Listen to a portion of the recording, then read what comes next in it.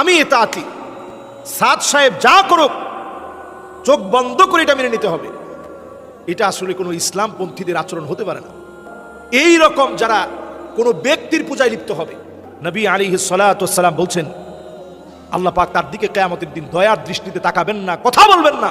হকের ব্যাপারে আলেমদেরকে আল্লাহ রাব্বুল আলামিন সাহায্য করবে। রাসূল বলছেন সাওয়াদুল আযম, অধিকাংশ আলেম যেই দলে থাকবে, অধিকাংশ আলেমদের জ্ঞানী মানুষের মতামত যেটি হবে ওই মতের সাথে থাকলেই তোমরা ফিতনা থেকে বাঁচবা। এজন্য সাতপন্থী যারা আছেন তাদেরকে বলি, আপনাদের এখানে হাতে গুনলে কয়টা আলেম আছে? 100 জনের ভিতরে যদি আপনি হিসাব করেন 5 জন ধরে নেন আপনাদের সাথে আছে, আর 95% আপনাদের সাথে নেই, তাহলে আপনি 95 বাদ দিয়ে 5টাকে বড় মনে করবেন না। বরং যদি হিদায়াত চান, যদি আপনি আল্লাহর জন্য এই বায়াত, এই দ্বীনি কাজ, এই দাওয়াতকে মনে করে থাকেন, তাহলে অবশ্যই উলামায়ে কেরামের সঙ্গে থাকতে হবে।